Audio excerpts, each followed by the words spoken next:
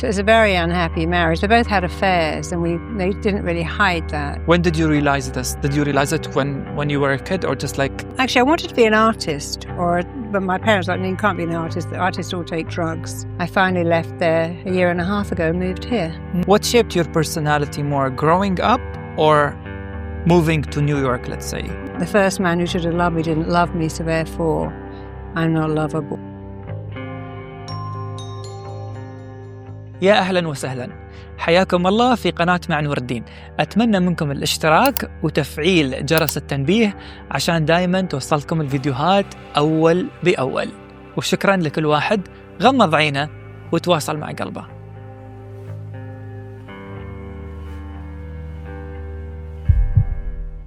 Hi Marisa. Hello. How are you? I'm very good. How are you? Great.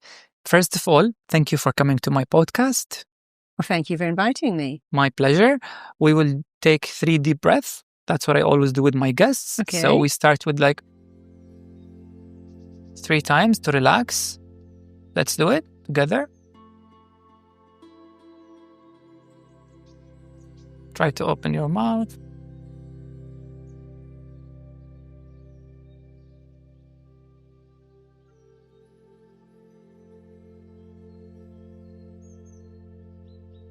You're not breathing with me. Well, at least I'm breathing. That's a good one. Okay. I would ask you to pick one of the essential oils here. Try not to look, just see what your luck would tell you. Okay. Pick This one. one. Okay. What is it? Lavender. You like lavender? I'm going to pick another one. Oh, you want to pick? Peppermint. Okay, peppermint. Just put some here in your hand.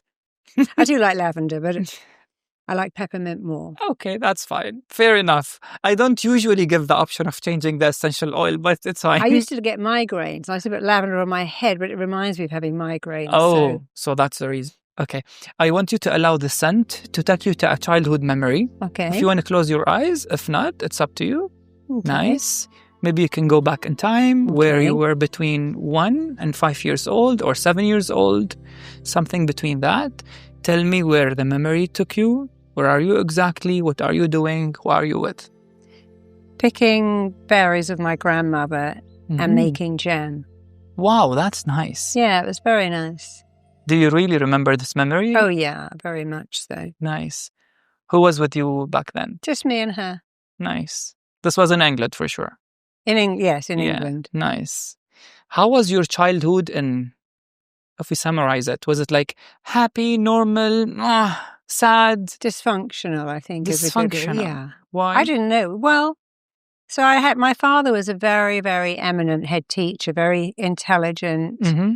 deeply fulfilled by his career, devoted to his job. My mother was very beautiful, very Obviously. unfulfilled, and they were just totally mismatched. I don't know why they had nothing in common. Wow. So it was a very unhappy marriage. They both had affairs, and they didn't really hide that.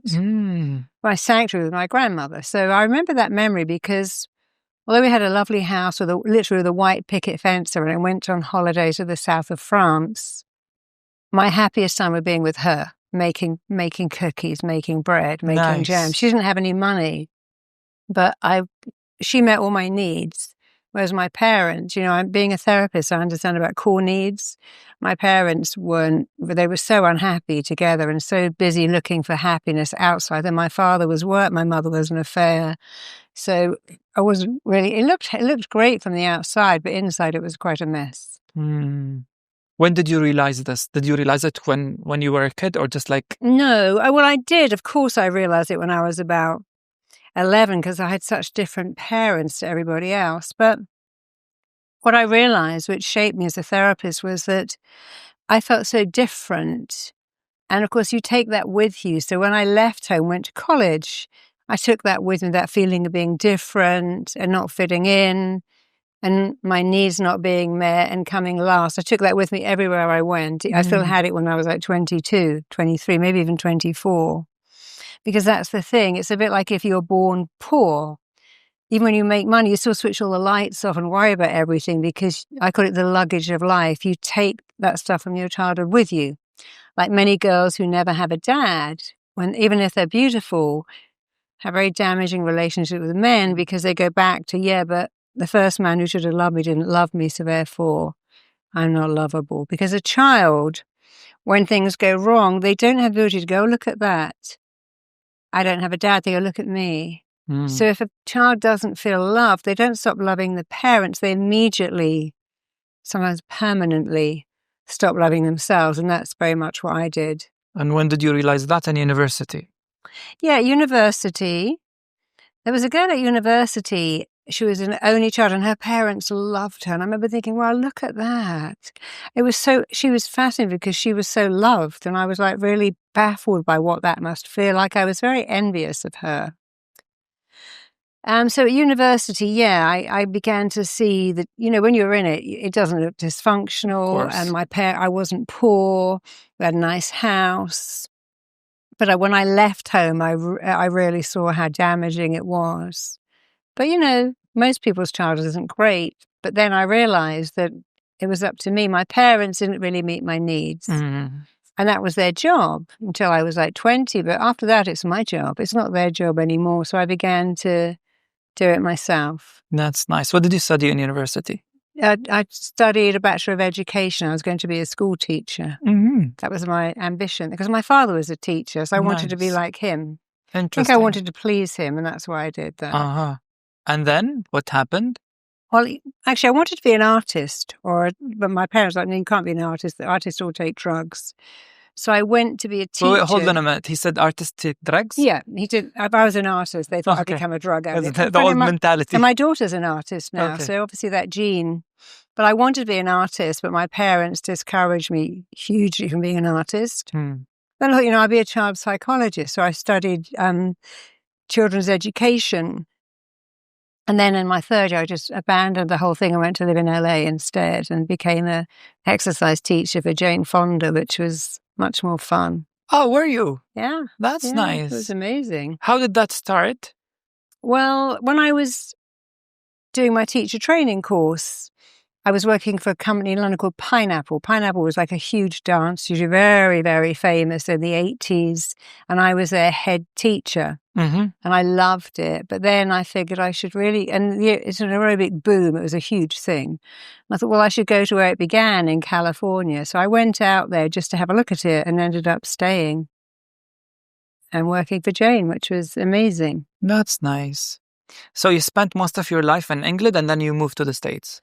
I was in England until I was 22. Then I was in California. Then I lived in California 3 times. I came back, then I went back again, then I came back. And I finally left there a year and a half ago and moved here. Nice. What shaped your personality more, growing up or moving to New York, let's say, moving to the States? No, growing up, definitely. Your whole character is shaped very. Sometimes by the time you're 7, your relationship with the money is set before you're 7, your sexuality is shaped. So my childhood 100% shaped me. By the time I went to California, it was already shaped. You went to California? Yeah, not New York. Yeah, I thought New York. But there was a Pineapple dance studio in New York, but I went to California. Nice.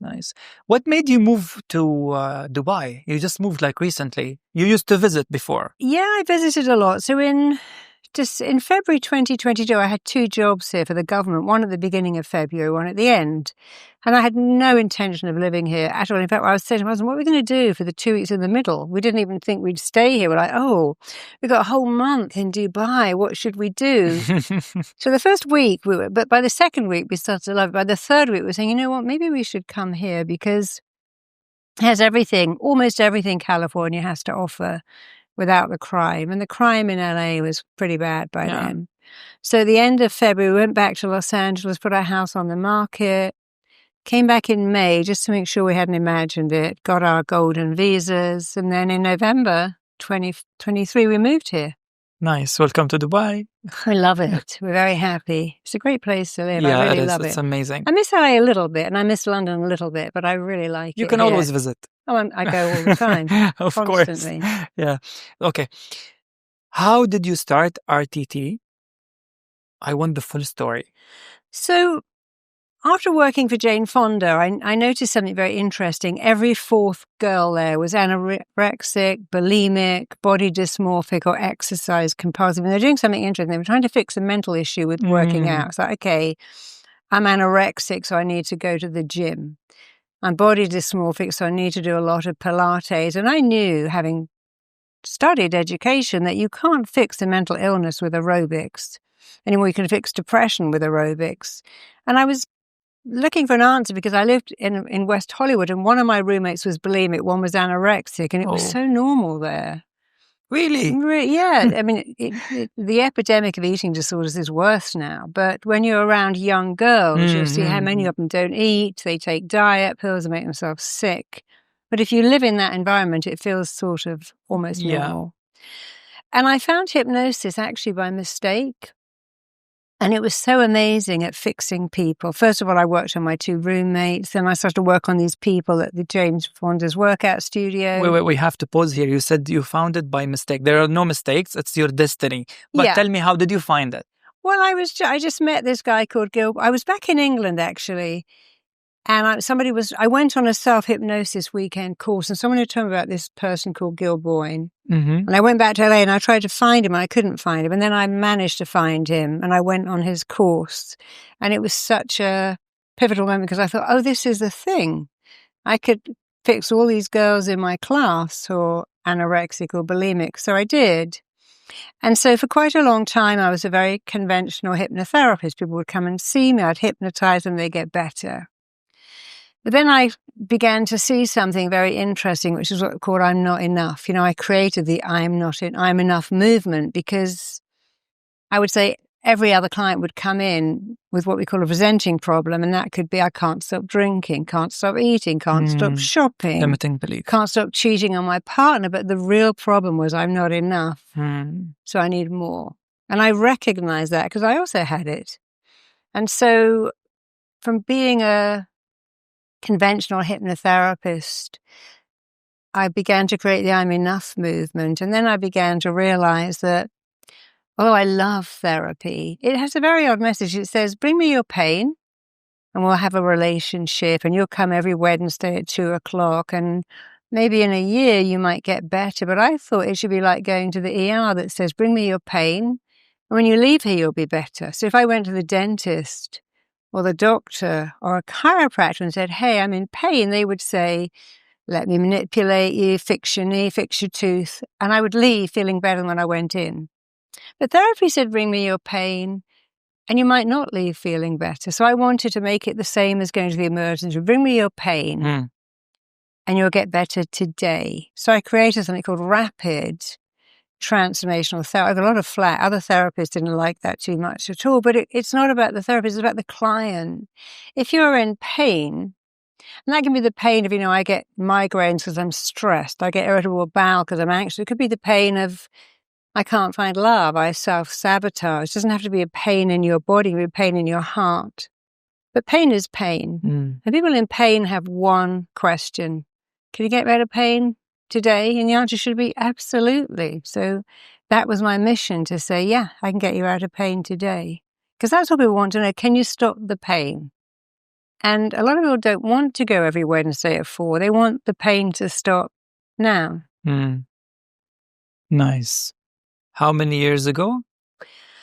So my first school was in 2015, 10 years ago exactly, was my first I'd created my method over 30 years, but my first training was in 2015. Nice. Yeah.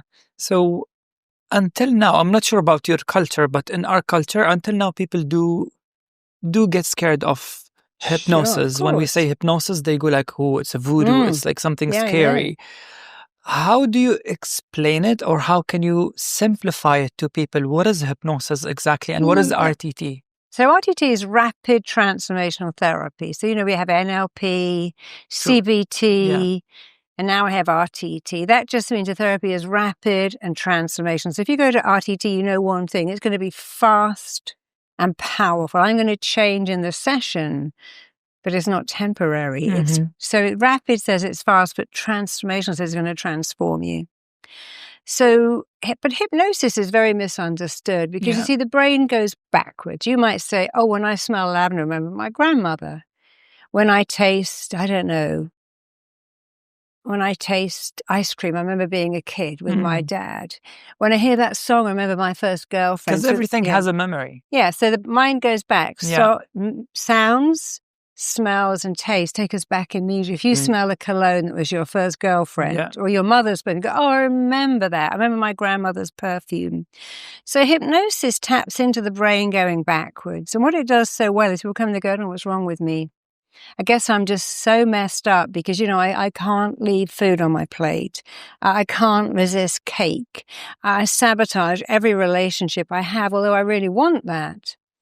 And all hypnosis does is they close your eyes and go back to the first time something happened that made you develop this habit. And things come up. So maybe I had a woman who could not stop eating cakes. And she would spend all weekend making cakes and baking cakes, and she'd eat a whole cake. And she went back to being a little girl, and her mother was very busy, but every Saturday they made a cake together. And when her mother died when she was only 16, she began making the cakes because she thought that's how she kept her mother alive. In her mind, my mother's in my head. When I make the cake, she's there. So, darling, your mother's not a cake. She put a lot into you. She doesn't want you to make all these cakes and sit in your apartment. But she didn't know why she was making the cakes. But the brain said, oh, you're making the cakes to keep your mother alive.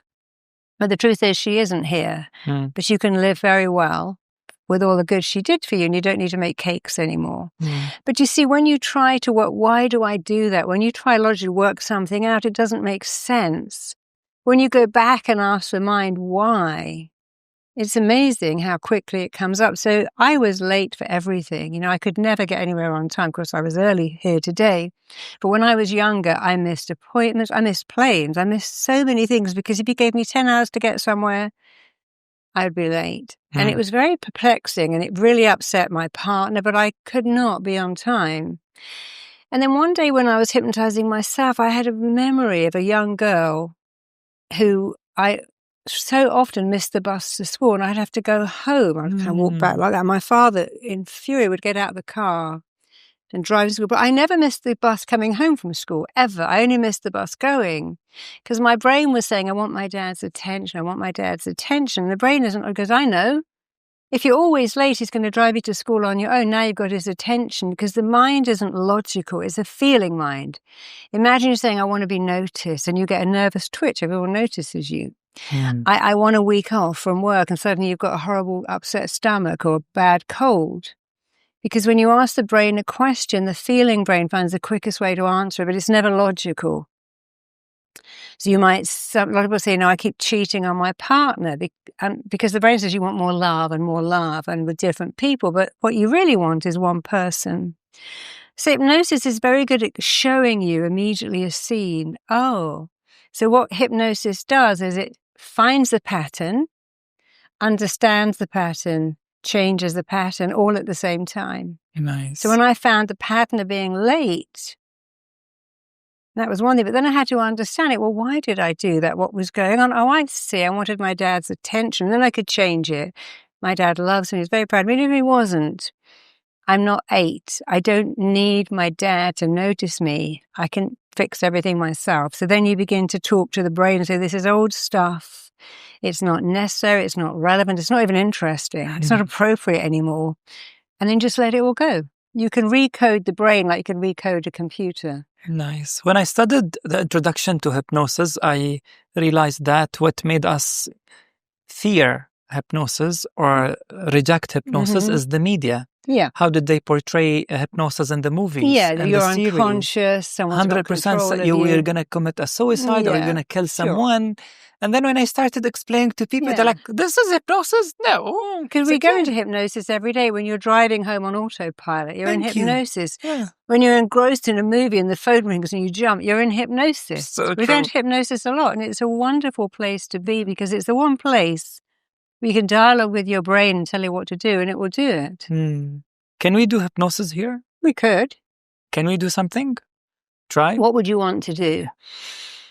I would like to know why I'm not being committed to the gym, let's say. Okay. Like before, I was so committed, but nowadays I don't know, maybe I'm lazy. I don't know.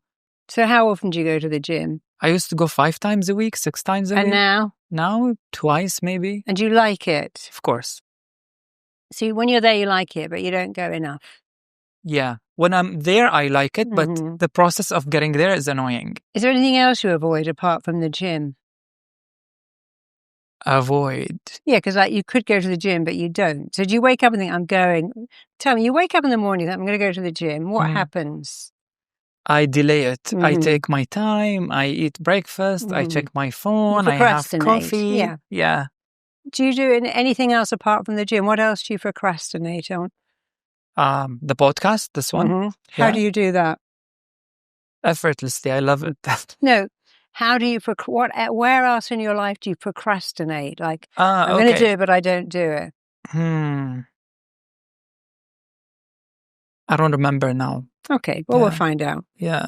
Would you say your childhood was happy? Half, no. I'm not going to say I had a... Is your father successful? Yes. Okay, well, let's find out. So, in hypnosis for the audience, it happens when you do that. When you look up, like this. Keep your eyes, but shut them. You go into what's called an alpha brainwave, where you can program the brain. So that's great. So we're going to do that again. Just open your eyes. Look up as high as you can. Keep your eyeballs up. Breathe in. Breathe out. Take another deep breath. Breathe in. Breathe out. Every time you blink, deep, powerful hypnosis is coming upon you. One more time. Breathe in. Hold it. The more you blink, the faster you're being hypnotized. And this time, as you breathe out, keep your eyeballs up, close your eyelids all the way down. That's good. Forget about your eyes, drop your chin, just a tiny bit. Just look down and imagine you're looking down 10 steps. You're taking step 10 and you're going deeper into an awareness of yourself. You're taking step 9 and 8 and you can see your feet, hear your feet, feel your feet, treading each step as you go deeper. You're taking steps 7 and 6. You're going deeper with every sound you hear. As you take step 5, the sound of your heartbeat is taking you deeper. As you take step 4, the sound of your breathing is taking you deeper. As you take step 3, the sound of my voice is taking you deeper. And as you take step 2, every sound is flowing right through every movement, every noise taking you deeper. You're taking step 1, just go deeper, deeper, deeper, deeper. I'm going to show you how good you are at thinking a thought and making it real. So I want you to stretch your arms out like that and just close your hands. And I want you to imagine in this in your right hand, you're holding a huge helium-filled balloon. In this right hand, you're holding a big balloon. It's lighter than you, and it's so weightless, it's taking your right arm up and up and up and up and up. Your right arm is getting lighter, lighter, lighter. It's floating up, traveling up all of its own accord, going up even higher until your arm feels as if it's about to leave your shoulder socket.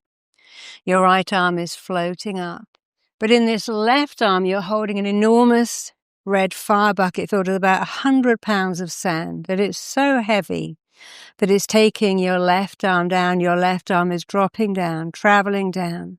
You feel the weight of that heavy bucket in your fingers, in your wrist, in your elbow, right up into your shoulder. Meanwhile, this right arm is even more weightless, going up even higher, floating up higher and higher and higher. And you're aware of something amazing, Nour. One arm is weightless, one arm is way down because you can think a thought and make it real. Now you're going to notice that if you try to push this right arm down, it's like trying to push a balloon underwater. The more you try to push it down, the higher it goes up. Try to push your right arm down and find it goes up higher, higher, higher. Try to lift this left arm up and find it feels like someone encased it in concrete and it just pulls itself down again. The weight of your left arm is pulling it down and the weightness of your right arm is taking up. So one arm is way down, one arm is weightless. As I click my fingers, you're going to let go of the bucket and the balloon and go 100 times deeper. 1, 2, 3. Just let the bucket go, let the balloon go deeper. So you can see that you're very good at thinking a thought and making it real. That's your mind's job. You think a thought and your body makes it real. So you thought about a bucket and a balloon and you made it real. And somehow you think about something like going to the gym and your mind really believes you want to avoid it. So you avoid it. On the one hand, consciously you want to go, but subconsciously you don't. So I'm going to count backwards from 5 to 1. And your brain's going to go right back to what it is that makes you avoid things that you want to do. You want to go to the gym consciously, but unconsciously you actually want to avoid it. And it isn't just the gym. On the count of 5, Nour, you are going back to a vivid, vital, crucial, powerful, significant scene, which is where you learn to avoid doing the things that you think you want to do. On the count of 4, you are becoming years younger. On the count of 3, years, months, weeks, days, are peeling away from your body. On the count of 2 and 1, you're drifting right back right now to a vivid, vital, crucial scene. All to do with procrastinating, self-sabotage, avoiding the things you think you want to do. You're going right back to why you do that. Just be there. As I click my fingers, it's just like you've switched on a TV set. The screen is warming up, and in your mind, you're in a scene. You're right in the middle of the scene. You can see it like it happened yesterday. The scene, Nour, in your mind where you are now, is it daytime or nighttime? It's a daytime. Are you inside or outside? Sort of an inside. How old are you about, roughly? You'll find immediately you know. 11 years old. And I want you to describe exactly what you're doing. As I click my fingers, you can see exactly what you saw. Your ears are open. You can hear exactly what you heard, and you can feel exactly. You're 11 years old. Describe what's happening in this scene. I'm in 11. the classroom. It's a break. Go on. You're 11 years old. Tell me what's happening. And I'm so lazy to go to the cafeteria. So my friend is getting me sandwiches. And I'm being spoiled. Okay. That's what I see. I want you to say this. I want you to start a sentence and complete it. I'm lazy to go to the cafeteria because... I'm lazy to go to the cafeteria. Because... Finish that sentence. I have someone else to do it for me. Yeah. And that makes me feel... And that makes me feel lazy. I want you to also... When someone gets my food for me, it also makes me feel... You're going to keep ending these sentences. When someone else gets my food for me... Say that. When someone gets food for me... It makes me feel... It makes me feel lazy. Or it also makes me feel special. Say that. It makes me feel special. Just say it. It makes me feel special. It makes me feel special. Because he's looking after me. Because he's looking after me. And I want someone to look after me because... And I want someone to look after me because... Finish that sentence as fast as you can. I cannot look after me. Who looks after you at home? My mom. Is she good at looking after you? Yes, she is. She loves you? Yeah. Do you have brothers and sisters? Of course. How many? With 11. Who's your mother's favorite? No one in specific. Not you. I would not phrase it this way. I had to take responsibility of my younger brothers and sisters. So you had to look after them? Yes. So when you were at school and someone looked after you, it felt nice, didn't it? Oh, yeah. So there it is. You, at 11, were looking after all these other brothers. You didn't choose that, but you had to look after all these kids. True. And at school, somebody looked after you. So you had a core need, which is I need to be looked after. And when you're at home looking after your siblings, your core need isn't met. But at school... When someone looks after you, it makes you feel, oh, this is nice. I'm being cared about. Someone's meeting my needs. And it's okay to look at that. There's nothing wrong with that. Yeah.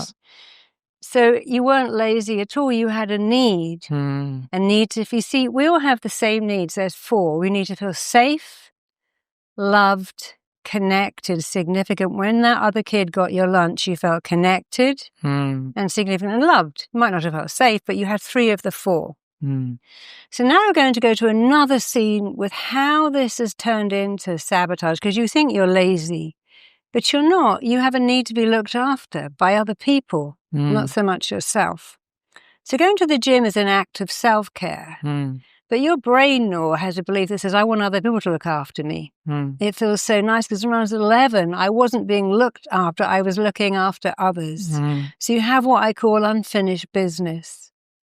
an unhealed wound. You need people to look after you because you didn't feel looked after when you most needed to be looked after. Does that make sense? Yeah. So let's go to another thing to do with this need, this powerful need to be looked after. On the count of 5, 4, 3, 2, 1, here it comes. You're going back to a vivid, vital, crucial, powerful, significant scene that's all to do with when you got this need to have people look after you because it made you feel special, going right back right now. Just be there. This scene where you are now, is it daytime or nighttime? Nighttime. Inside or outside? Outside. On your own, or is anybody with you? With my friends. How old are you about, roughly? I'm in my 30s. Tell me what's going on in this scene. You're with your friends. Taking care of my friends. And how does that feel? How are you taking care of them? Disgusting, I would say. Why is it disgusting?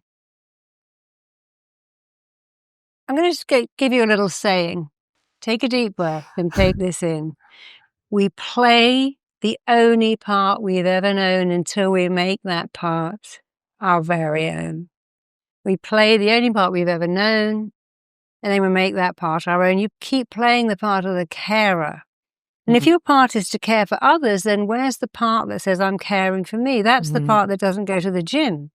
Your brain says, I'm here to look after everyone else. So going to the gym is a bit odd for your brain. It's like, oh, I'm looking after, I'm going to resist that because my part says look after other people. You'd be amazed at how many nurses, doctors, therapists take on that role because they say, I need to look after other people and then I'll be happy.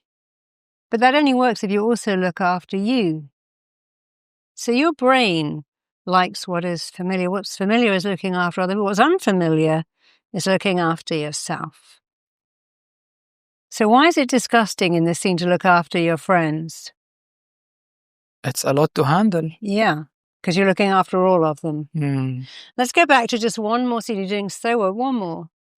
On the count of 5, 4, 3, 2, 1, you're going back to the most vivid, vital, crucial, the most significant scene able to do with this need to look after others while avoiding looking after yourself. You're going back to a vivid scene, the most powerful, revealing scene of all. Just be there. This scene this time, is it daytime or nighttime? Daytime. Inside or outside? Inside the house. How old are you? A few years ago. And what are you doing, seeing in this scene? What's going on? Same. Taking care of family. And how does it feel to take care of family? I like it and I dislike it. Tell me why you like it. I like it because I do it out of love. I don't like it because it's a lot to handle. Yeah. I want you to imagine going back in time to that little boy of 11. Just imagine you're going back and there's that little kid in the playground and he's only 11, still a kid, would really like his parents to look after him, but they have 11 kids. And so instead of looking after you, you're looking after the others and you're giving what you most want to get back. You're giving love and caring, but you're like an empty glass. You give it and no one replenishes. It doesn't get filled up again. So at 11, you learn to lesson. I give, I don't receive. And then at 30, giving to all your friends, not receiving, then giving to your family. And here you are today, giving and not receiving, not even giving yourself to go to the gym because your brain says, oh no, I'm not important. I'm here to serve others, but not myself. And there's no balance when you do that. You see, take a breath in now. Just breathe in and give that breath away. And now breathe in again. And because you're a giver, I want you to give all your breath to me. Just keep breathing out. Give it all to me. Be a real giver and just give everything you've got. But don't breathe in, Nour. Just keep giving for 4 minutes. Keep giving and giving and giving. And give even more. Give all that breath away, but don't take any back. Just give. And after even a minute, you'll think, this doesn't feel right. I don't like this. So now I want you to take a breath. And now just take it. Be a taker this and just take all the breath and keep it. Hold that breath. Take it all because you need it more than anyone else and hold that. And you know you can hold it for 4 minutes. We'll just do 1. And that also feels really odd. And now give that breath away and take it back. and give it away. Because that's the balance that nature wants you to have, giving and receiving. When you just give and give and give and don't receive, you have no balance. So I want you to imagine you can find that kid. I want you to put your arms around yourself right now. Just really do it properly like that. And I want you to say to that little boy of 11 out loud, I'm becoming a loving parent to you now. Just say it. Do you call him Nour? Nour? Yeah. Nour, I'm becoming a loving parent to you now. I'm here meeting all your needs. I'm here to meet all your needs. No one in the whole world can play this role of loving parent to you. Can play this role of loving parent to you. Like I can. I love you completely. I love you completely. I love you unconditionally. I love you unconditionally. You're so good at giving. You're so good at giving. But it's time to receive. You're worthy of love. You're worthy of love. You're worthy of care. You're worthy of care. You're worthy of everything. You're worthy of everything. You can let people love you. You can let people love you. You can let people give to you. You can let people give to you. What you give to them. You're smart. You're kind. You're lovable. You're safe now. I'm here protecting you. Believing in you. Seeing you. You matter. You're significant. You're lovable. You're connected. You can receive. And you can receive more. And more. And more.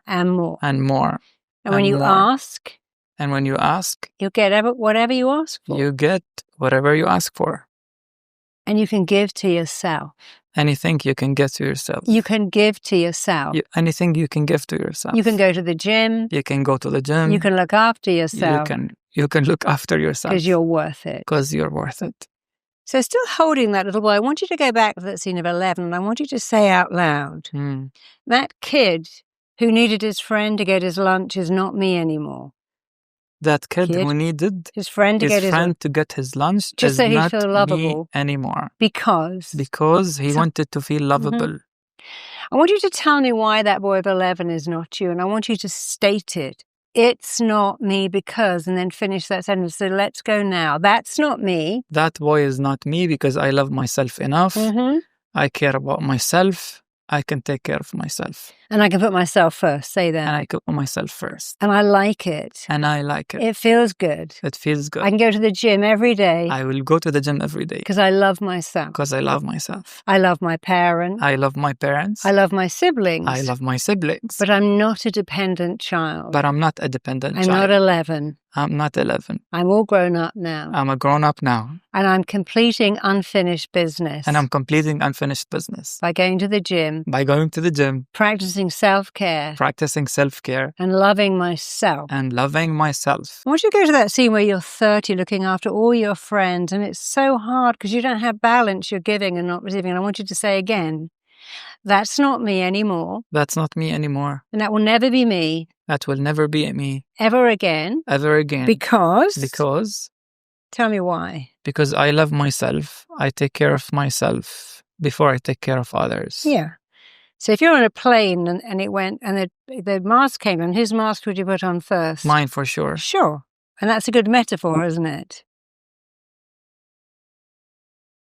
So let's go back to the last scene where you're looking after your family and you like it, but it's such hard work. And what do you do? That's not me. That will never be me.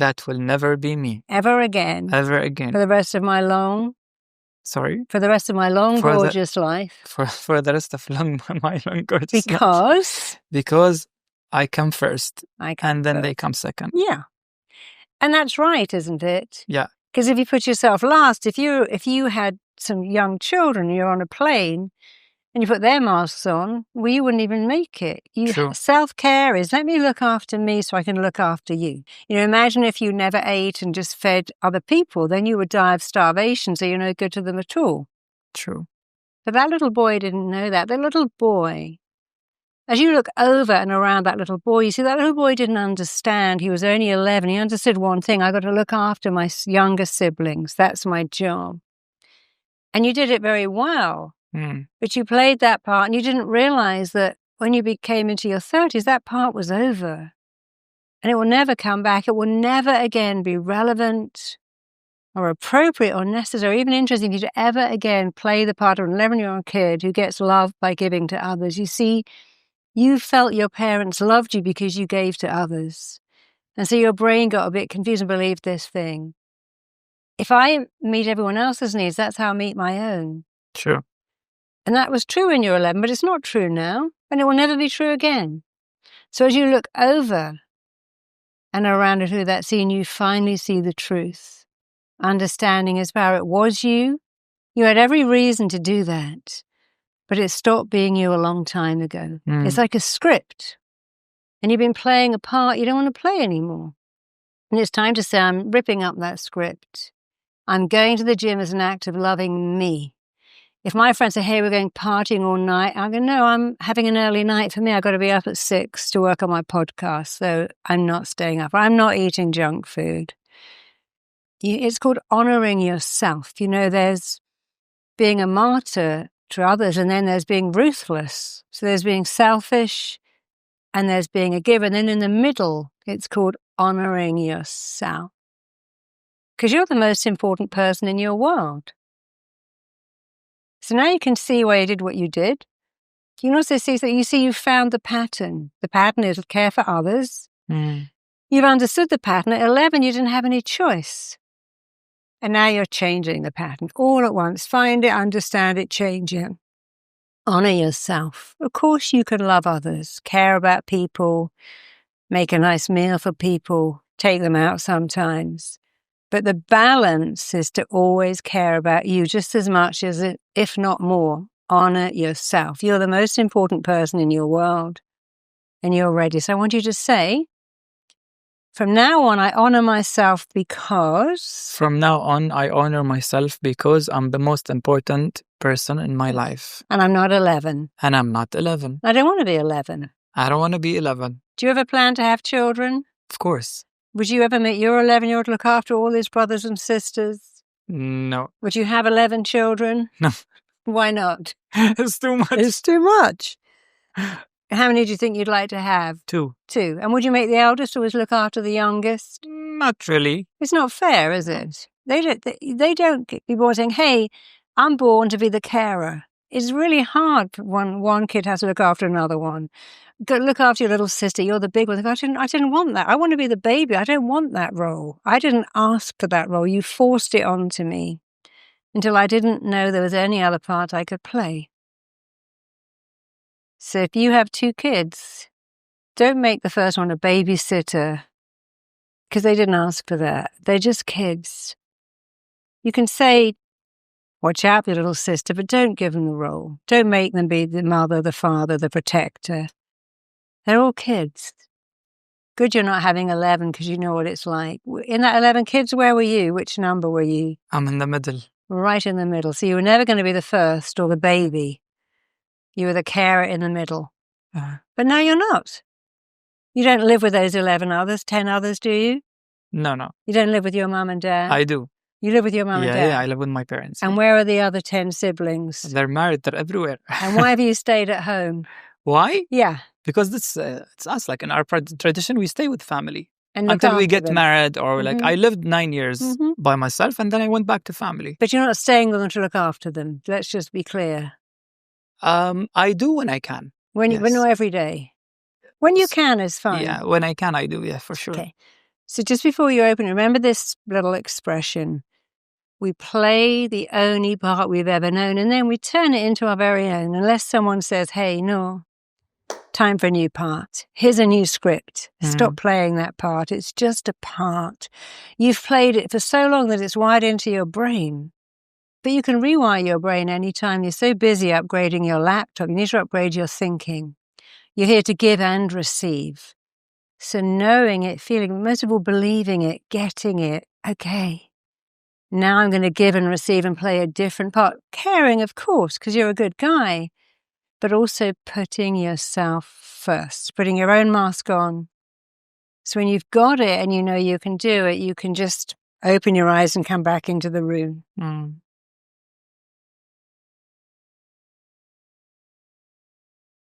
What did that feel like?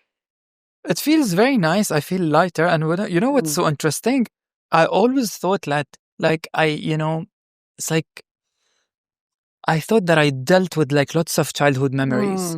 And then this memory popped. It's very interesting. And funny how you said that kid got your lunch because you were lazy. That's not, he got your lunch because you had an unmet need to have someone look after you. And you know what's so funny as well? Because throughout the session, like, it's always coming to my head. That's why I needed a personal trainer my entire life. I always wanted a personal trainer. I always wanted a person. Yeah. You see, I can't read this cup small, but if in the daytime, I tip a bit of this out to my daughter. I'm not going to. I tip a bit out to my clients, but then they also fill it up. So I start with a full cup, and I give it all to other people. They give it back, so I have balance. But you start by giving, and don't let anyone fill your cup up, so you're empty. So you got to give and receive. That's the balance nature insists 100%. on. Yeah, you can't give a breath without taking one. You can't take one without giving. That's so true. So how interesting, at 11, you were right in the middle. And many people, you know, so many doctors and nurses do that because they go, oh, the world's not fair. I'll give what I most haven't got. You know, if you don't feel certain of your place in your family, you can only do 4 things. The first is to be sick. Many kids who don't get their needs met get sick because all their needs get met. The second one is to be brilliant at anything, because imagine if you lived in a tribe and you're a brilliant hunter, you're indispensable. The third one, which you and I both is be the carer. I know I'll give what I'm not getting. I'll be kind and I'll clean the house and look after the kids and make dinner. I'll give everything and then I'll get it back, but you don't. And the fourth way is to be very difficult and rebellious. So with your 10 siblings, was there a sick one? Yeah, we do. Sorry? We do, we have, yeah. Was there a brilliant one? We're all smart, to be honest.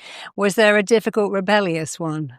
Yeah, of course. Yeah, and then there was the care. You see, there was 10 of you, so you had to keep repeating. Of course. There's only 4 roles, so you've got to repeat them. Some people take on all 4. I had a client once, and he was always ill, really brilliant, tried to care for everyone, and took masses of drugs. He was so rebellious, and it was exhausting watching him play every single part the whole time. I'd never seen that before. Really interesting. So we play this part until we say, well, I think I'll have a new part now. Interesting. How did you raise your daughter? Like, what values you made sure that she has to have? Something I saw as a therapist so much is this: children take ownership of a problem. In order to make sense, they own it. So that's what you did. I've got to look after all these kids. You owned it. So a child will always take ownership to make sense. My dad's always shouting. I guess I make him unhappy. My mum is always at work. I guess she likes something. My dad doesn't visit. I guess I'm not enough. So a child will always take ownership of any problem. Because they can't say, oh, my dad's a drunk. My mum's mentally ill. My dad's unhappy. They just go, it's my fault. So one thing I did as a parent was I was very careful not to make her take ownership. I'd say to her things like, you know, darling, today Mummy was cranky. Today I wasn't very present. And she said, Mummy, you got your period today. So I knew it because you were cranky, because I'd always tell her, you know, today Mummy wasn't very present. Because I never wanted her to have to own a problem. So as a parent, you've got to do 3 things. They're so easy. Apologize a lot. It doesn't make you weak, it makes you strong. All your kids want is one thing: be present with them. I mean, you could never have had that with one of 11. Be present with your kids. So when I was making jam with my grand, she was totally present. We picked the berries when we cooked them. She wasn't on the phone. She wasn't looking at the computer. She wasn't doing anything. She was just with me. That's why that memory was so important. So be present with. You could switch off the phone. You know, get off your screen and be present. They're there for such a little amount of time. And it's only, you know, when they come in from school, it's only for a couple of hours. Then they go to bed at 7. Be present, apologize, and tell them they're good. Praise them a lot. You're really good with animals. You're so kind to your grandmother. You're really good at drawing pictures, whatever it is. Praise, apologize, and be present. That's it. If you do those things, that's all you have to do. And I see my daughter's now got our own son. And she's really good at, she's the same. She's very present with him. She apologizes. I mean, he's only 1. And she's very good at making sure he doesn't take ownership. Nice. Yeah. Marisa, in your life, you got married twice, I believe? Once, Once, yeah. But you had a relation Yeah, before I did. your, Yeah. So what was the lesson that you learned in your first relationship? Well, my first relationship, I was a very damaged person. My father was a head teacher. I never felt enough. I didn't feel worthy enough or interesting enough or attractive enough. So you were, not to cut you off, you were trying to Insecure. find a father figure in your first relation, let's say? You know what we do? What the brain does, which is so odd, is it tries to recreate what it knows and change the ending. So I would find unavailable men and try to make them love me because that's what I saw. That was what I saw. I saw a very successful father, so I could model that. Oh, I know what that looks like. So I modeled being successful. That was like easy for me. But I never saw a good relationship, so I couldn't model that. So I saw something very different. My father, I saw, he's got such a great job, it takes away the pain. So I always wanted a great job more than a great relationship. I was very driven in my career. I wasn't driven in a relationship. And I was almost choosing to live without that. But when I did meet people, not all of them, but I noticed this pattern of find someone who's got a lot going on and try and make myself number one, which is hard when someone's got a business or children from a previous marriage and they've all got their own issues. But then when I fixed that, and what happened is I was actually with somebody one day. It's so funny, I was on holiday with my then boyfriend. We were getting up and I wanted to get another. He said, I won't allow it. I said, pardon? He said, I won't allow it. And I said, you're not my father. You're not a teacher. I thought, oh my God, that's it. Because he said, I won't allow that because we're going out to this famous restaurant. I said, you can't tell me you won't allow it. You're not my father. You're not a school teacher. And then I thought, oh my God, I'm dating my dad. And that was a game changer for me because after that, I never did that again. I stopped being attracted to men that were busy with other things and trying to please them. I went the other way entirely, and I realized what I was doing, trying to fight. You see, we try to recreate what we know and change the end. Let me find someone who's very busy and make him put me first. But actually the answer is let me find someone to put me first. So then, of course, I met my lovely husband and we're so happy, and he would always put me first. Nice. How would a person know that they're in love? Okay, and you this is look the at right your one? life and see, are you trying to change it? Here's what happens a lot. Women who've got a mean father will find a mean partner and try to make him lovely and kind. So they're finding what they know and trying to think, no, change at the beginning. Don't find a mean man and make him sweet. Find a sweet man. Remember, I had a very cold mother, so I like cold women, but I'm trying to warm them up. No, don't change. Change at the beginning. Find a warm person. Life's too short to change the ending. Change at the beginning. Say, I'm attracted to unavailable people to make them available. So that's what I did. Unavailable, make them available. Then I thought, well, that's a waste of time. Why don't I just find someone who's available first? It's so much easier. So it's very common because the brain likes patterns. It always goes back to a pattern. And often we think, I like this person. We just clicked, but it's because they remind you of somebody, usually your father or mother. So if you can see a pattern going on, I always attract unavailable people. Always attract mean people. Always attract people who make me look after them. I always attract sick people. One of my clients told me this story. Her father was a diplomat and he was an alcoholic, but he hid that very well. And he'd call her in and she'd have to smuggle the bottles out of the embassy. And when he was really drunk, he was so nice to her, but when he was sober, he ignored her. And guess what kind of men she liked? Drunks. She loved drunks because they reminded her of looking after her dad, and that's the only time she felt needed. But there's no happiness going out with a drunk. And when she saw this, she went, I see, I played that part. That little girl in the embassy hiding the bottles, and her dad loved her. I've been doing that for 20 years. It's exhausting. Let's find someone who's sober now and start again. So just look at your pattern. Ask yourself a question. What does this remind me of? Why am I doing this? Could I do something else? All I had to say myself was, I'm going to find an available man and make that familiar. What was familiar was finding an unavailable man. When I said I'll find an available man, and I thought, what do I want? Someone who's kind and funny and puts me first. Once I got it clear in my head, then you say the magic expression, I am making this familiar. Never add if it kills me, just I'm making this familiar. You say I'm going to the gym every day, it's familiar. I'm taking sugar out of my coffee. After, if I could put some silicone on my finger and shove it in my eye, and it would become familiar.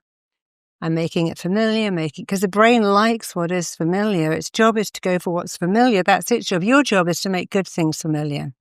Believing in yourself, knowing you're worthy of love, putting yourself first. Mm-hmm.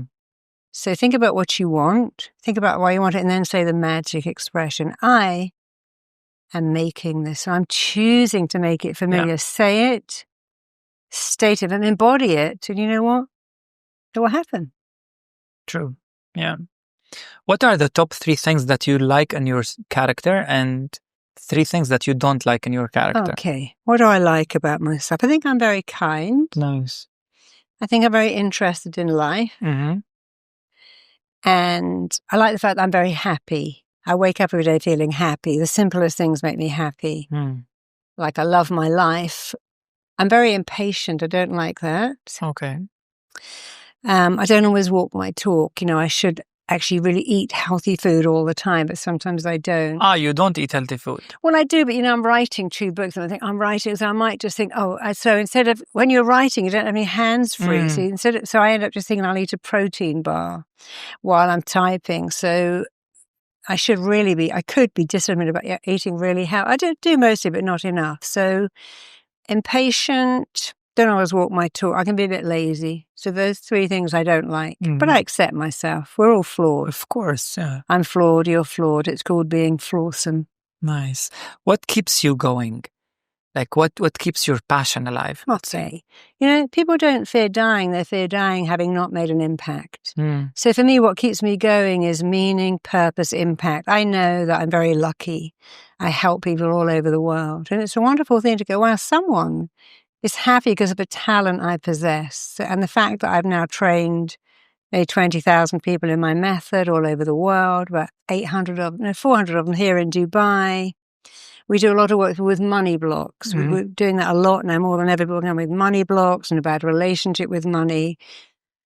And people write to me and say, well, I've got my own business because of you. I got a pay rise. I changed everything. I got promoted because of you. So it's a nice thing. What keeps me going is, wow, I can make a difference. That's a lovely thing, to make a difference. Nice.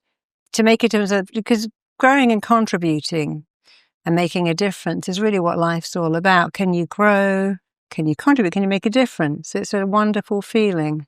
That's so true. Speaking of money, we just mentioned relationships with money. Yes. Which is completely different, I believe, in our region than the States or UK. What's one big common mistake people do here when it comes to a relationship with money? People say things like, I can't find the money. Or their parents say, I want, never gets. I'm sure that's all over the world. I think that's, don't ask, don't be greedy. So you're a kid, you go, Mum, can I have some Lego? And they go, I can't afford it. We can't find the money. No, you're so greedy. Why should you have that? Or will you have to wait? We've got to save up. And so when you say things to your children, I can't find the money. I don't know where the money's coming from. They form a belief, you got to find, maybe you don't find money. You find a gift in yourself and you monetize it. So I don't go, I've got to pay my heating bill. I better go for a walk and find the money. I think, I want something. So I'm going to write another book and create that money. And that's a good thing. So it's these lessons we learn. You're greedy for asking. Don't ask. I want, never gets. And then we children think, I mustn't ask. And a lot of parents do this very interesting thing. They say, you want money? Take out the trash, wash the dishes, which isn't a bad thing, but you're teaching your kid, you've got to do really menial jobs. Better to say, you're good at art. I want you to draw some little gift tags. I want you to wrap up the gifts. You're good at cooking. Let's have you make a meal plan and cook a meal once a week for the family, and I'll pay you. Because then you think, I get money for a gift. You don't want to get money for cleaning out the trash because, so you got to teach your kids. We're all here for one reason. Find your gift, perfect your gift, and share your gift with the world. So we get very confused about money because our parents give us a confusing message. And then we say things like rich bitch. Have you heard that fat cat? I think we say that person is obscenely rich. They have a disgusting amount of money. When you say that, what you're saying is money is a bad thing. So how are you going to have any if you call it filthy rich, dirty money, obscenely wealthy? So you've got to see money as a good thing. And the fastest way to do it is make a list of all the things that would be good if you had money. Whose kids would you pay to go to school? Who would you employ? What charity would you fund? And make it really long. And then go to the others. What's bad about money? Well, you never know who your friends are. You attract gold diggers. You might get mugged because you've got money. But make the list of what's good so long that the little list kind of gets cancelled out. Okay? If I give you the chance today to thank one person who contributed to your life or changed your life in a way or another, who would that be? My grandmother, because she believed in me. You know, as a therapist, I see something. If one person believes in you, you'll be okay. Just one. Well, you've got to be that one person. I often work with kids and go, nobody cares about you. I say, that's not true. I care about you. And you're going to care about you. But believing in someone, as a child, having one person believe in you makes you okay. And I had her. I'm always grateful. I'll always be grateful to her. What would you tell her? I know she hears you I would say spirit. Everything I have, I owe it to you. That's nice. And I would say thank you. That's beautiful. What would you want to leave after you leave? I'd want to leave a legacy of everybody knowing they're enough. So all these bracelets are falling apart now. So I'm enough. I'd want every kid to know they're enough, to know they mattered. What I'd really want, which I'm doing here in Dubai, is to have every kid in school know they're enough. They matter. That little boy that you were that didn't know you were enough or significant. I want every kid to know you matter.